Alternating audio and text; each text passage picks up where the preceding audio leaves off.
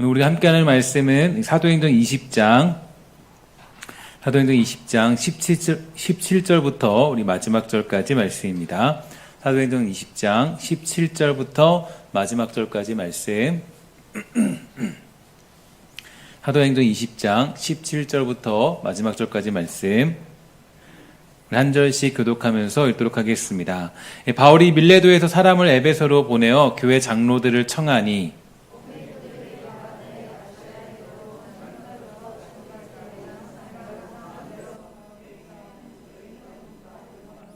곧 모든 겸손과 눈물이며 유대인의 관계로 말미암아 당한 시험을 참고 주를 섬긴 것과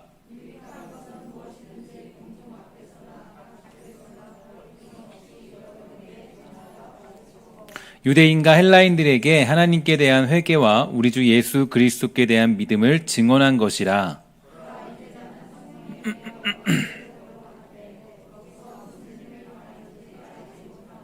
오직 성령이 각 성에서 내게 증언하여 결박과 환난이 나를 기다린다 하시나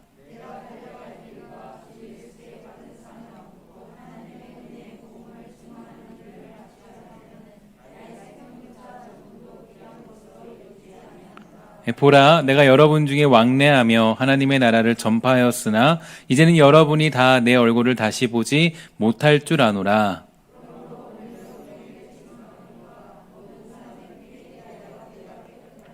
이는 내가 꺼리지 않고 하나님의 뜻을 다 여러분에게 전하였습니다.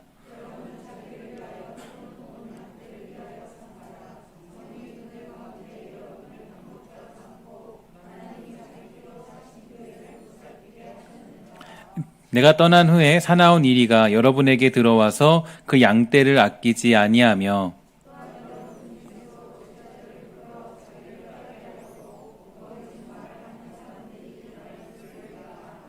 그러므로 여러분이 일깨어 내가 3년이나 밤낮 쉬지 않고 눈물로 각 사람을 훈계하던 것을 기억하라.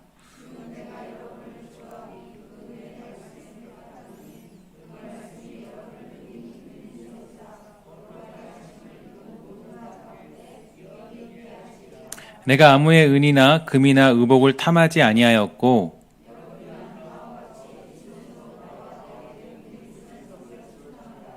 범사에 여러분에게 모본을 보여준 바와 같이 수고하여 약한 사람들을 돕고 또 주 예수께서 친히 말씀하신 바 주는 것이 받는 것보다 복이 있다 하심을 기억하여야 할지니라. 다 크게 울며 바울의 목을 안고 입을 맞추고 다시 그 얼굴을 보지 못하리라 한 말로 말미암아 더욱 근심하고 배에까지 그를 전송하니라. 아멘. 사도 바울은 로마로 갈 각오를 가지고 이제 로마에 가기 전에 먼저 예루살렘으로 되돌아가는 그런 모습을 보고 있습니다. 예루살렘은 이 기독교 복음과 이 선교의 확인과 이 근거에 대해서 중요한 장소이고요. 또 사도들이 모여 있는 곳으로 우리는 알고 있습니다. 지금까지 바울이 한 일에 대하여서 하나님의 일하심에 관하여 이 보고를 하고 이제 그 다음 준비된 곳으로 가야 되는데 이제 사도 바울은 로마로 가기 위하여서 마지막으로 자신의 사역과 계획을 보고하기 위하여서 예루살렘으로 가려 하는데 그 길로 가는 길에 대하여 22절과 23절에 보면 다음과 같이 말하고 있습니다. 보라, 이제 나는 성령에 매여 예루살렘으로 가는데 거기서 무슨 일을 당할는지 알지 못하노라. 오직 성령이 각 성에서 내게 증언하여 결박과 환난이 나를 기다린다 하시나. 이렇게 우리에게 말해주고 있는데 이 부분을 이 쉬운 성경으로 보면요, 다음과 같이 말하고 있습니다. 다만 내가 아는 것은 어느 도시에 가든지 감옥과 환난이 나를 기다리고 있다고 성령께서 내게 경고해 주셨다라는 사실뿐입니다. 이렇게 우리에게 말하고 있습니다. 사실 이게 굉장히 우리에게는 조금 이상하고 또 우리가 이 말씀을 받아들이기는 조금은 무리가 있는 부분이 좀 있는 부분이죠. 바울의 고백이 조금 우리 생각으로는 좀 받아들이기 힘들고 좀 우리가 이것을 어떻게 생각해야 될지 좀 알 수 없는 부분이 오늘 본문 가운데 아주 확연하게 드러나고 있습니다. 우리가 생각할 수 없는 길을 사도 바울이 가려하고 있고요. 예수 믿고 가고 싶지 않은 길을 간다고 그렇게 바울이 말하고 있습니다. 사실 바울은 그냥 그곳에 머물러 있는 것이 조금 더 좋은 판단이고 또 조금 더 좋은 확신일 텐데, 더 행복한 일일 텐데, 또 안정적이고 충분히 움직이지 않아도 될 정도로 이 사역을 감당했고 이제 그 새로운 길을 가지 않아도 됩니다. 그러나 이 바울은 그 길을 가겠다, 이렇게 그들에게 선포하고 이제 떠나는 장면이 오늘 본문 가운데 나타나고 있는 거죠. 더 나아가서 29절과 30절을 보면요, 이제 그 남겨질 교회를 향하여서 말해주고 있는 내용인데, 내가 떠난 후에 사나운 이리가 여러분에게 들어와서 그 양떼를 아끼지 아니하며 또한 여러분 중에서도 제자들을 끌어 자기를 따르게 하려고 어그러진 말을 하는 사람들이 일어날 줄을 내가 알고 있다, 이렇게 말하면서 그 연약한 교회를 향하여서 아직 미약하기 때문에 자신이 떠났을 때 사나운 이리가 들어올 것이고 또 그 양떼를 공격할 뿐 아니라 수많은 문제들이 일어날 것을 이 바울은 경고하고, 또한 그것을 이 성령의 비상한 계획으로 말미암아 그것을 알게 되었습니다. 그럼에도 불구하고 바울은 이 로마라는 곳을 향하여 가게 되는데, 미래가 불안하고 분명히 찾아올 것이고 문제가 찾아올 것이고 어려움이 닥쳐올 것이지만 이 바울은 그 길을 가겠다라고 고백하고 선언합니다. 저는 이게 굉장히 우리에게 중요한 메시지고, 또 우리가 이 땅을 살아갈 때 그리스도인으로서 또 신앙적인 가치관과 세계관을 가진 사람으로 어떻게 살아가야 될지에 대해서 아주 잘 설명해주고 있는 그런 부분이라고 생각하는데요. 이게 바로 우리에게 주는 굉장히 중요한 이 성도로서의 도전입니다. 많은 경우에 우리가 이 기독교에 대해서 아주 쉽게, 너무 쉽게 오해할 때가 있죠. 예수 잘 믿으면 이 고난이 없을 것이고 아픔이 없을 것이고 이 모든 문제가 해결될 것이다, 이런 생각을 많이 하게 됩니다. 그래서 무슨 일이 생기면 야, 그거는 기도 안에서 생긴 일이야, 이렇게 생각하고 더 열심히 기도해서 그 문제를 해결하려고 우리가 안간힘을 쓰게 되죠. 하지만 그것은 이 기독교의 본질이 아닙니다. 기독교 신앙은 이 상황과 환경과 이 조건에 근거하는 것이 아니라 그 모든 것을 넘어서는 초월적인 신앙이기 때문인데요. 그 모든 것 위에 하나님의 뜻이 있다라는 것을 믿고 살아가는 것이 기독교 신앙이고 역사가 증언하고 있는 신앙적인 고백이고 유산입니다. 어떠한 상황과 환경의 결과가 이 성공을 증명하는 것이 아니라 하나님의 일하심, 또 그분의 뜻과 계획이 있음을 믿고 이 주어진 자리에 충성하는 것, 이게 우리의 유일한 성공이라면 성공이라고 말할 수 있겠죠. 실패의 자리라도 하나님이 일하시고 또한 문제의 상황에도 주님의 계획은 실패하지 않을 것이다, 이게 우리의 믿음이자 우리의 고백이 되는 겁니다. 이 부분에 대해서 가장 잘 설명된 본문이 이 빌립보서 1장 그 12절 이후부터 나타나는 내용인데요. 이것을 좀 쉬운 성경으로 보면 다음과 같습니다. 형제 여러분, 내가 당한 고난이 오히려 하나님의 복음을 전하는데 도움이 되었다는 것을 알려드립니다. 내가 그리스도를 믿었다는 이유로 죄 없이 감옥에 갇혀 있는 것을 모든 경비대와 사람들이 다 알게 되었습니다. 비록 내가 감옥에 있으나 오히려 사람들은 이것 때문에 자신감을 얻어 더욱 담대하게 그리스도의 복음을 전하고 있습니다. 그중에 어떤 이들은 나를 시기하고 질투하는 마음에서 복음을 전하는 자들도 있습니다. 그러나 돕고자 하는 순수한 마음으로 전도하는 사람들도 많이 있습니다. 이 순수한 마음을 가지고 돕는 사람들은 하나님께서 나를 복음을 지키는 일에 힘쓰도록 부르셨다는 사실을 알고 사랑으로 복음을 전하는 일에 애쓰고 있습니다. 그러나 그렇지 않은 사람들은 이기적인 마음으로 자신들이 높아지기를 원하는 뜻에서 또 감옥에 있는 나를 속상하게 하려고 더 열심히 그리스도를 전합니다. 하지만 그들이 내 마음을 속상하게 한다 해도 개의치 않습니다. 그들이 어떤 마음으로 전하든지 간에 중요한 것은 바로 그리스도가 전파되고 있다라는 사실입니다. 나는 이것 때문에 기뻐하며 앞으로도 계속 그러할 것입니다. 바울이 깨닫고 선포하는 고백이 됩니다. 저는 사실 빌립보서 1장에 나타난 이 내용을 보고 굉장히 많은 큰 충격을 받았고, 또 이 부분을 보면서 예수를 믿는 게 무엇인지, 또 신앙생활 한다는 게 어떤 건지, 하나님의 일하심을 믿는다는 게 무엇인지에 대해서 이 확신을 얻게 되었습니다. 그는 감옥 갇힌 것을 실패라고 생각하지 않았죠. 자기를 향하여서 손가락질하는 사람들이 있다고 해서 낙심하여 멈추지 않았습니다. 그가 할 수 있던 것은 자기가 해야 할 일들을 감당했던 것이고, 또 주어진 일들에 충성을 다하여서 그 길로 걸어가는 것이 바로 사도 바울이 깨달은 진리였고, 하나님을 믿는 믿음의 모습이었습니다. 하나님께 모든 것을 맡긴 것이고요, 하나님의 뜻과 그분의 계획 앞에 순종한 것이죠. 바로 그게 사도 바울의 고백이었습니다. 오늘 본문에서 바울은 성령께서 주신 비상한 계시로 말미암아 자기가 가야 할 길에 대해서, 또 빌립보 교회나 또 그런 에베소 교회 장로들이 아주 무서운 일을 겪게 될 것을 알고 있지만 그 길을 멈추지 않았음을 알게 되는데요. 하나님의 뜻이 있기 때문인데, 우리는 하나님의 뜻과 비전과 그분의 계획을 가지고 이 땅 속에 들어가는 것입니다. 그러니까 어떤 내가 원하는 조건, 내가 원하는 상황, 내가 바라고자 하는 환경, 이런 것들로 우리가 하나님의 뜻을 구별하고 분별하는 것이 아닌, 바로 우리가 맞닥뜨리는 모든 세상 가운데 하나님의 뜻이 있고, 또 내가 경험하는 모든 인생 속에서 하나님의 계획이 실패 없이 이루어지고 있다는 것을 믿는 것, 그게 바로 우리가 살아가는 세상적인 삶의 방식이겠죠. 그래서 우리는 이 땅 가운데 들어가는 것을 겁내지 말아야 되고, 또 이 땅 가운데 내가 원하지 않은 상황과 환경이 있다 할지라도 그 땅 가운데 들어가는 것이 우리가 살아가는 믿음의 가치관이고 또 믿음의 고백이 되죠. 그래서 한 철학자는 우리로 하여금 우리는 세상에 던져진 존재다, 이렇게 말했을지도 모르겠습니다. 로마서 12장 1절을 보면 좀 더 우리의 삶이 좀 명확해지는데요. 이렇게 말하고 있죠. 그러므로 형제들아, 내가 하나님의 모든 자비하심으로 너희를 권하노니 너희 몸을 하나님이 기뻐하시는 거룩한 산 제물로 드리라. 이는 너희가 드릴 영적 예배니라. 아멘.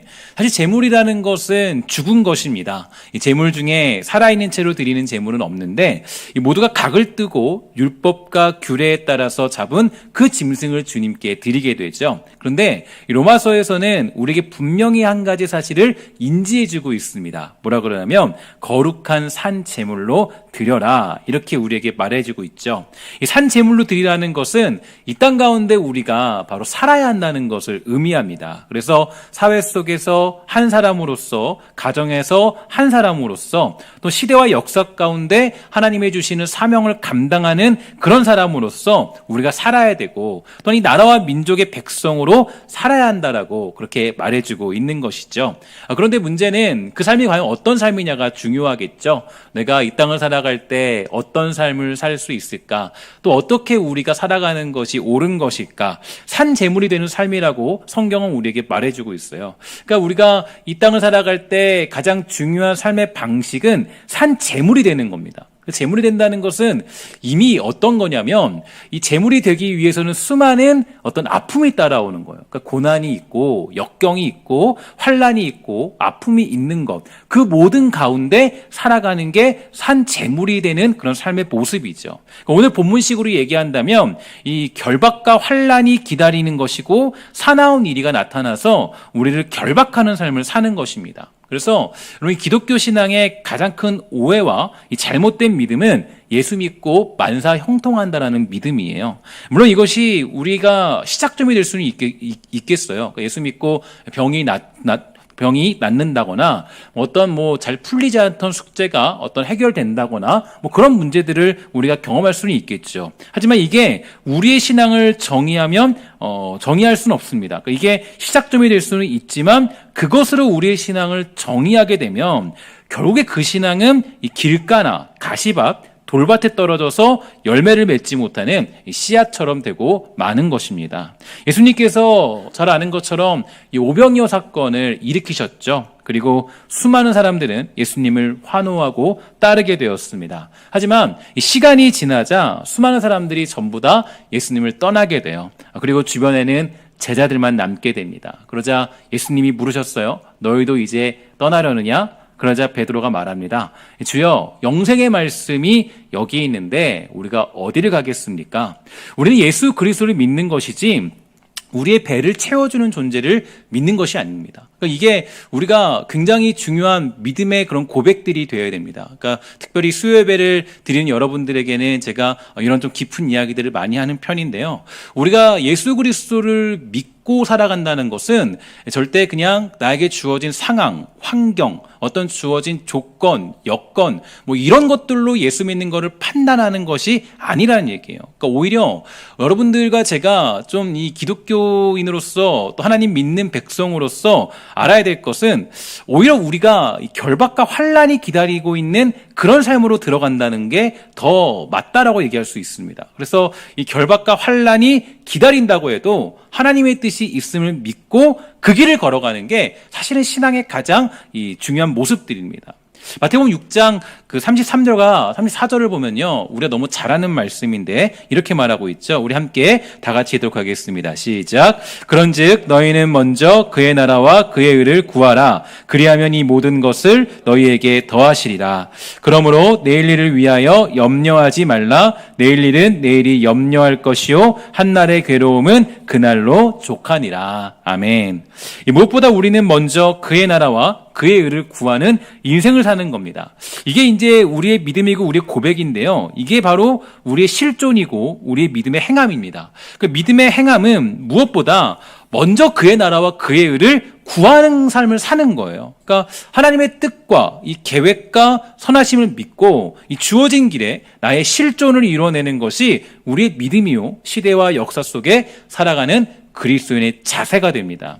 물론 우리가 연약하기 때문에 이 수많은 일들을 만나면서요, 이 주님의 뜻을 의심할 때도 있게 되죠. 아니, 이렇게 어려운 길을 만나도 하나님 뜻인가? 이런 생각이 들 때가 많이 있습니다. 그래서 언젠가 제가 기억이 나는 게 누군가 저에게 이런 질문을 했어요. 목사님, 도대체 어떤 길이 하나님의 길인지 모르겠어요. 좀 제가 어떤 길로 가야 될지 좀 알려주세요. 어떤 길이 맞는 건지 좀 알려주세요. 저에게 질문을 했습니다. 제가 뭐라고 했을까요? 바로 제가 뭐 대답할 수 있는 뭐 점쟁이도 아니고 말할 수가 없었어요. 그래서 제가 뭐라 그랬냐면, 당신이 기도하고 움직이는 그곳이 하나님의 뜻이고 하나님의 자리이고 하나님의 길입니다. 이렇게 이야기해 주었습니다. 그러니까 우리가 보통 많은 생각과 착각을 할 때가 어디에 있냐면 이런 경우가 많이 있죠. 어떤 예를 한번 들어볼게요. 어떤 사람이 누군가와 결혼을 했습니다. 근데 결혼을 해보니까 이 사람이 좀 별로인 거예요. 좀 이렇게 살아보니까 좀 실망도 많이 하고, 이 사람하고 내가 왜 결혼했지? 이렇게 생각하면서 어떤 생각이 들었냐면 이런 생각이 듭니다. 혹시 내가 하나님의 뜻을 어기고 다른 사람하고 결혼한 건 아닌가? 이런 생각이 드는 거예요. 하나님의 뜻이 이게 아니라 예전에 만났던 저 남자인데? 이런 생각이 들 수도 있는 거죠. 그러니까 이제 그렇게 생각이 들었다면 사실은 제가 봤을 땐 그것이야말로 가장 악한 자의 공격이라고 생각합니다. 그런 건 없어요. 그러니까 내가 뭐 어겼기 때문에, 내가 뭐 잘못된 길을 갔기 때문에, 원래 이 길이었는데 왼쪽이었는데 내가 오른쪽 길로 갔어. 그래서 뭐 내가 실수했어. 이런 게 없다는 거죠. 우리가 어떤 길을 가든지 간에 사실 그 길이 하나님이 계획하시고 인도하시고 여러분들이 그 땅을 살아가고자 하는 그 하나님의 그 자유의지와 또 주시는 자유의지와 하나님의 계획과 섭리 가운데 있는 그 자리가 지금 살고 있는 그 자리라는 거예요. 하나님은 언제나 우리에게 말씀해 주는 게 있죠. 현재에 충실하라고. 과거에 얽매여 있는 인생을 말하고 있지 않습니다. 야, 과거에 네가 얼마나 잘했고, 과거에 너 실수했고 문제 있고, 그렇지 않아요. 우리에게 말하는 것은 현재 우리가 그 나라와 그의 의를 구하는 인생을 살고 있느냐. 내가 지금 어떤 직장에 있어도, 어떤 가정에 있어도, 어떤 상황에 있어도, 어떤 환경에 있어도 바로 내가 하나님의 그 뜻과 하나님이 주시는 계획을 믿고 하나님의 나라와 먼저 그의 나라와 의를 구하는 그런 삶을 살고 있느냐. 이게 우리의 가장 중요한 질문이 되는 거예요. 사실 이 부분에 대해서는 제럴드 시처 목사님이 쓰신 이 하나님의 뜻이라는 그 책을 보면요, 굉장히 잘 나타나 있어요. 여러분 기회 되시면 한번 그 책을 읽어봤으면 좋을 것 같습니다.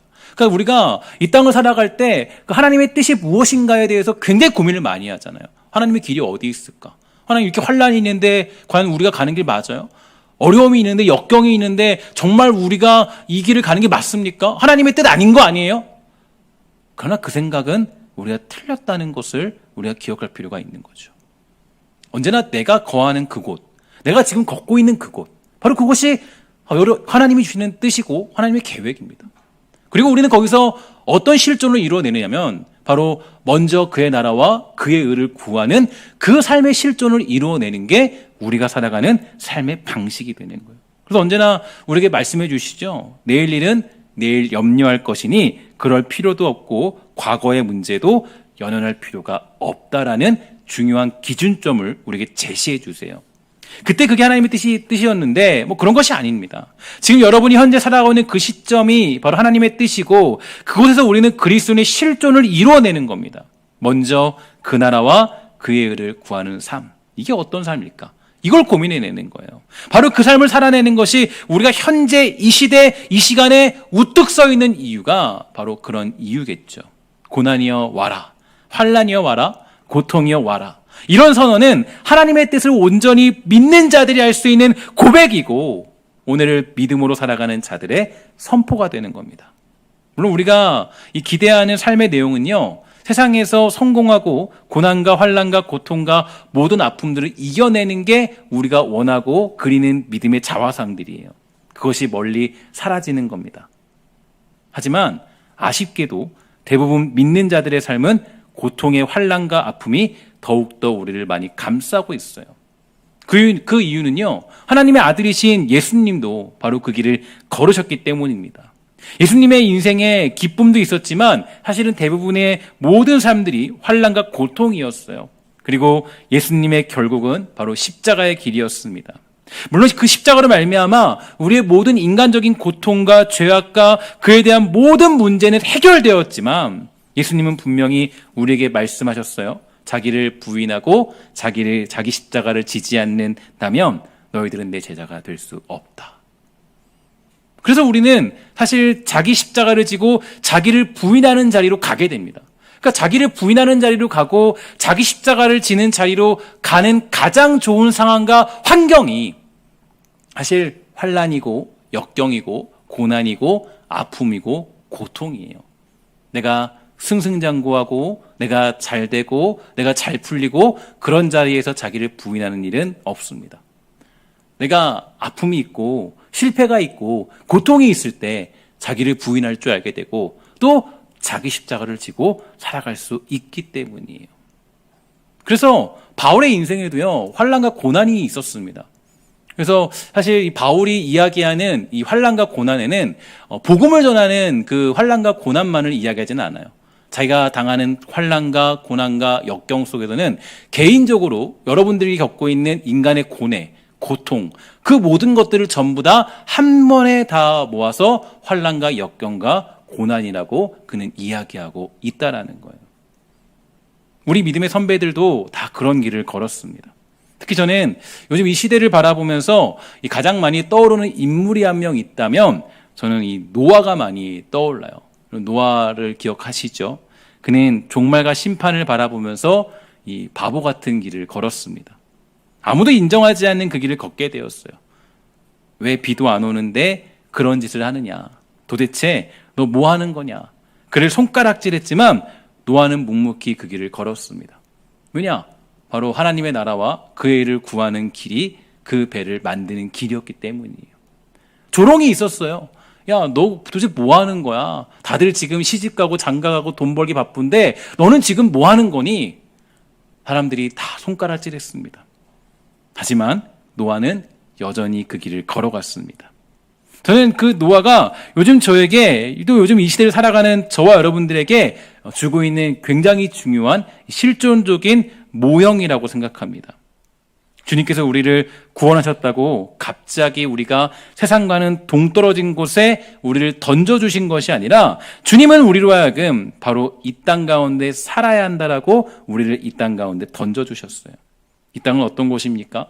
그럼 이 땅에 대한 비유들이 굉장히 많이 있죠. 특별히 요즘에 제가 영적 전쟁에 대해서 이야기하면서 많이 쓰는 그런 이 구절이 하나 있는데 바로 굶주린 사자가 삼킬 자를 찾는 곳이 우리가 살아가는 세상입니다. 하나님은 우리를 그 세상에 던져주셨어요. 그 땅에 살도록 산 제물이 되어 살아가도록 우리에게 허락해 주셨습니다. 다른 곳으로 보내신 것이 아니에요. 저기 안드로메다로 우리를 따로 보내신 것이 아니라 새로운 도시를 건설해서 야, 너 거기 한번 살아볼래? 예수 믿으면 너 거기 살 수 있어? 그게 아니라 너희들은 여기서 살다가 바로 하나님의 나라와 완벽한 그 나라 가운데 부름받을 그때 우리가 가는 거야. 이 땅 나그네로 지내다가 우리는 그 땅으로 가는 것이 우리의 인생의 여행길이죠. 그런데 어떻게 예수 믿는데 고통과 환난과 역경이 없을 수 있겠습니까? 분명히 삼킬 자를 찾고 있는 세상인데 우리 안에 어떻게 고통이 완전히 사라질 수 있겠습니까? 고통의 문제는 예수 믿는 사람도 여전히 겪고 있는 문제이고, 이 고통의 문제는 여전히 우리가 죽을 때까지, 눈 감을 그날까지 우리는 그 고통의 문제를 껴안고 살아가야 될 존재들입니다. 왜냐? 이 땅 가운데 우리는 부름받았기 때문이에요. 그게 우리가 살아가는 믿음의 고백이 됩니다. 하지만 우리는 그러한 세상 속에서도 굉장히 중요한, 아주 성경이 제시하는 중요한 역설을 하나 만나게 되죠. 고린도후서 6장 1절부터 나타나는 중요한 진리가 있습니다. 여러분, 제가 읽어드릴 테니까 한번 잘 따라오면서 이해를 해주시길 바랍니다. 우리가 하나님과 함께 일하는 자로서 너희를 권하노니 하나님의 은혜를 헛되이 받지 말라. 이르시되 내가 은혜 베풀 때에 너에게 듣고 구원의 날에 너를 도왔다 하셨으니 보라 지금은 은혜 받을 만한 때요 보라 지금은 구원의 날이로다. 우리가 이 직분이 비방을 받지 않게 하려고 무엇이든지 아무에게도 꺼리끼지 않게 하고 오직 모든 일에 하나님의 일꾼으로 자천하여 많이 견디는 것과 환난과 궁핍과 고난과 매맞음과 갇힘과 난동과 수고로움과 자지 못함과 먹지 못한 가운데서도 깨끗함과 지식과 오래 참음과 자비함과 성령의 감화와 거짓이 없는 사랑과 진리의 말씀과 하나님의 능력으로 의의 무기를 좌우에 가지고 영광과 욕됨으로 그러하였으며 악한 이름과 아름다운 이름으로 그러했느니라. 우리는 속이는 자 같으나 참되고 무명한 자 같으나 유명한 자요 죽은 자 같으나 보라 우리가 살아있고 징계를 받는 자 같으나 죽임을 당하지 아니하고 근심하는 자 같으나 항상 기뻐하고 가난한 자 같으나 많은 사람을 부유하게 하고 아무것도 없는 자 같으나 모든 것을 가진 자로다. 아멘. 이게 우리의 세상을 향한 역설이에요. 왜냐? 우리는 뭐 같다 그래요? 속이는 자 같다 그래요. 그러나 뭐예요? 참된 자더라. 우리는 무명한 자 같으나 유명한 자래요. 죽은 자 같으나 보라 우리가 살아있고 그 다음 뭐라 그래요? 징계를 받는 자 같으나 죽임을 당하지 아니하고 근심하는 자 같으나 항상 기뻐하고 가난한 자 같으나 많은 사람을 부유하게 하고 아무것도 없는 자 같으나 모든 것을 가진 자로다. 이게 우리의 인생이라 그래요. 우리가 모든 걸 다 누렸기 때문에, 가졌기 때문에 야 우린 다 가진 자로구나, 이게 아니라는 거예요. 우리는 아무것도 없지만, 아무것도 없어 보이지만, 우리는 징계를 받는 것처럼 보이지만 그러나 우리는 어떤 자라는 거예요. 항상 기뻐하고 정말 모든 것을 가진 자로다. 이게 우리가 가지는 그리스도의 실존이에요. 근데 우리가 때로는 다른 것들로 그리스도의 실존을 찾으려고 하죠. 야, 내 아들이, 내 딸이 좋은 대학교에 합격했어요. 좋은 직장에 들어갔어요. 이게 우리의 실존이 아닙니다. 이걸로 우리의 실존을 확인할 수 없어요. 아, 정말 우리에게 너무 좋은 일이 생겨났어요. 근데 여러분 어때요? 사실 그렇게 손꼽을 수 있는 일은 인생에서 별로 안 되죠. 속상한 일 투성이잖아요. 어려운 일 투성이잖아요. 근심거리 투성이잖아요. 고생거리 투성이잖아요. 걱정거리가 훨씬 더 많이 있잖아요. 가정을 봤을 때도 어때요? 꼭 가정을 봤을 때도 꼭 소망이 보이는 것도 아니에요. 아픔이 더 많을 때가 많이 있어요. 예수님들도 그러잖아요. 그러면 우리는 어떤 사람입니까? 실패한 사람인가요? 그렇지 않죠. 우리는 내가 성공한 것 하나로, 내가 기도 응답받은 것 하나로 그것으로 우리의 실존을 확인할 수 없습니다. 우리의 실존을 확인할 수 있는 것은 바로 이 땅을 살아갈 때 지금 현재 이 순간에도 나에게 고통이 있고 아픔이 있고 해결하지 않는 문제가 있고 어떤 역경이 있다 할지라도 그 순간에도 여전히 하나님의 뜻과 그분의 계획과 그분의 선하심이 우리를 인도하고 있다는 그 믿음을 가질 때 그리스도의 실존이 우리에게 나타나게 되는 것입니다. 저는 우리 사랑하는 신석교회 권속들이 이러한 믿음을 가지게 되기를 주의 이름으로 간절히 부탁을 드리겠습니다. 특히 요즘에 이 코로나 시대를 지나고 있습니다. 제가 아까 오전쯤에 이제 한 설교를 들으면서 연구를 하고 있는데 그런 얘기를 하더라고요. 우리가 정말 어떤 고난과 환난과 역경이 찾아오는 것은 우리가 피할 수 없는 길이다. 근데 그걸 통해서 뭘 확인할 수 있냐면 우리가 진짜인지 가짜인지를 확인할 수 있는 유일한 증거가 바로 고난과 환난과 역경이라는 거예요. 또 한 가지 확인할 수 있는 것은 그 고난과 환난과 역경 속에서 하나님이 택하신 자들을 이끌어가는 그 놀라운 은혜의 영광을 우리가 확인할 수 있다는 거예요. 이 두 가지를 확인할 수 있는 중요한 증거가 이러한 코로나 시대고 전염병의 시대라는 거죠. 여러분, 우리가 사실 이 땅을 살아갈 때 너무 그리스도인에 대한, 기독교에 대한, 교회에 대한 많은 오해가 있습니다. 여러분, 예수 믿어도 병 치료되지 않은 경우가 더 많이 있어요. 그렇지 않아요? 여러분, 혹시 지금 이 자리에 난 허리도 안 아프다라는 분 계십니까? 여러분, 정말 이 시간에 나는 두통 한 번 없더라.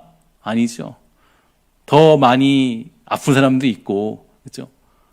여러분, 우리 권사님들도 계신데 허리 좀 아프시죠? 그죠? 걸어오실 때 무릎도 좀 아프시죠?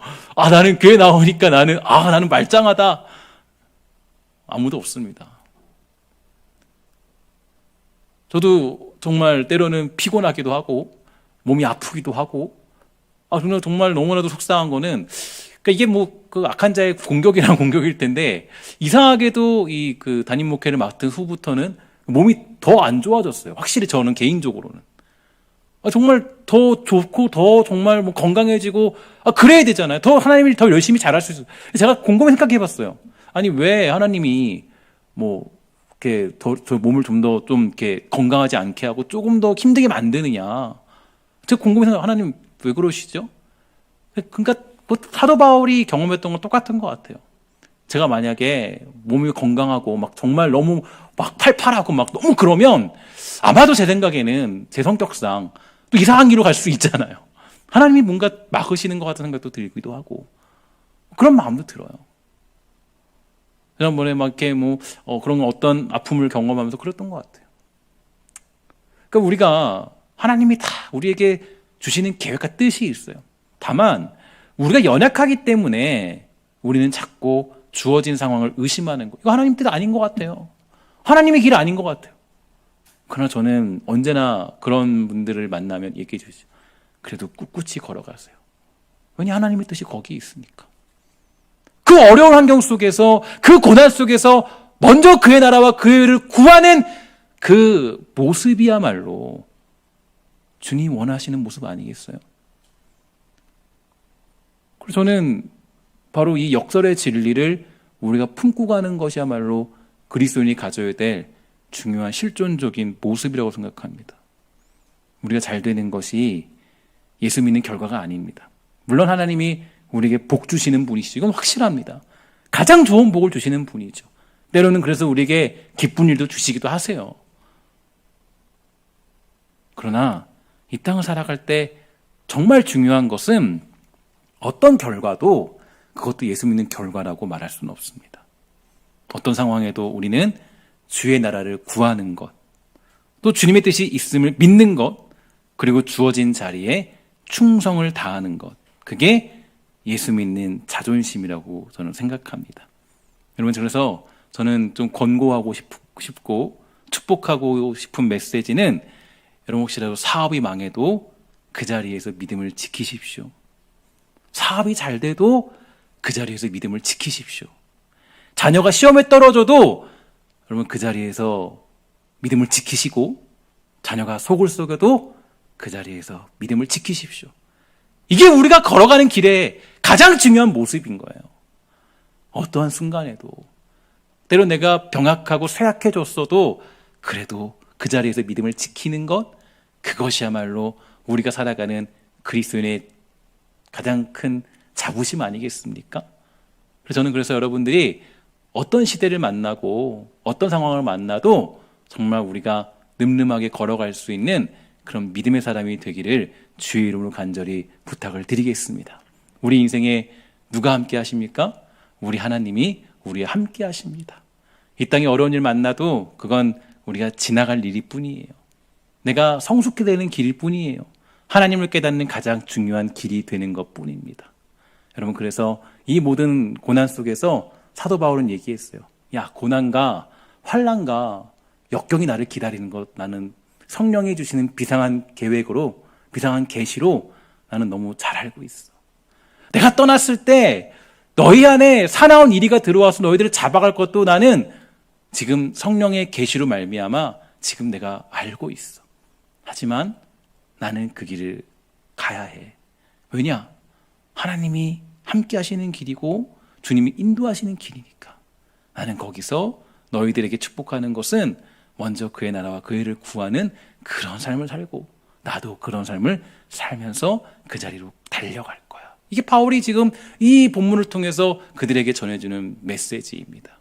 저는 우리 신성교회가 정말 무엇보다 이 시대 속에서 정말 하나님의 나라와 그의 나라를 구할 수 있는, 그의 의를 구할 수 있는 그런 귀한 교회가 되기를 주의 이름으로 부탁을 드리겠습니다.